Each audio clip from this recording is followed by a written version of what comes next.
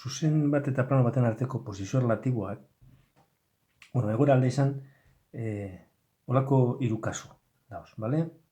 Plano eta zuzena paraleloak, bale? Eta da zuzena, bale? Eta distantzia barnean denbora guztian, ez dira ikutzen. Zuzena planoren barnean egonda, edo zuzena eta planoa ebakitzen direla. Bale? Zeran aztertzen dugu posizio relatiboa. Planoaren ekuazioa, adibide bat ipiniko.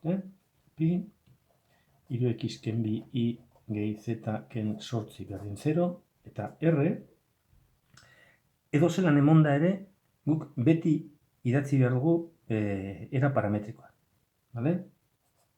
X berdin, bat ken t, i berdin, bi gehi bi t, eta z berdin, t. Posizio relatiboa zelan aztertzen dugu? Ordezten dugu zuzenan ekuazioa planoren barruan, hiru bider bat ken t, ken bi bider bi gehi bi t, gehi t ken sortzi berdin 0. Eta metik geratuko da ekuazio bat. Kasu honetan, hiru ken hiru t, ken lau t, gehi t, ken sortzi berdin 0. Oda, minus zazpi t, minus amabi ken bederatzi berdin 0, beraz t berdin minus behatzi zazpire.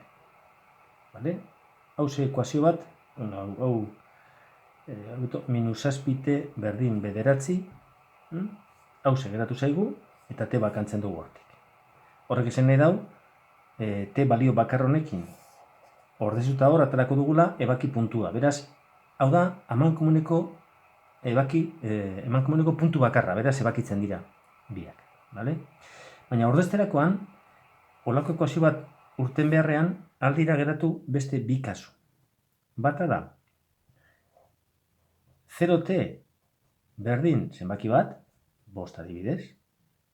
Kasu honetan, honek ez dauko zentzurik, honek ez dauko soluziorik, hau ez da inoiz betetzen, t edo zein izan da. Horrek esan nahi dau, ez daukela amankomuneko punturik, beraz, egoera honetan egongo ginen. Paraleloak eta desberdinak. Eta ez dira ikutzen, paraleloa dira eta kanpoan dago R. Eta 0t berdin 0 geratzen bada, hori da, t edo zein izan da bete betetzen duen gauza bat. Beraz, puntu guztiak, R-ren puntu guztiak daude plano barruan. Horrek esan nahi dau, zuzena planoren barnean dagoela.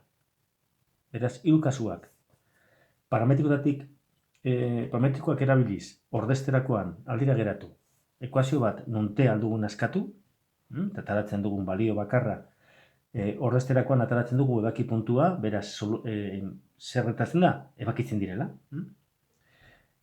Bigarren aukera da, geratzea t barik, baina berdin zenbaki bat, 0t berdin zenbaki bat, hori ezinezkoa den gauza bat, hau horrek esan nahi du, ez direla ikutzen, ez dauke amankomuneko punturik.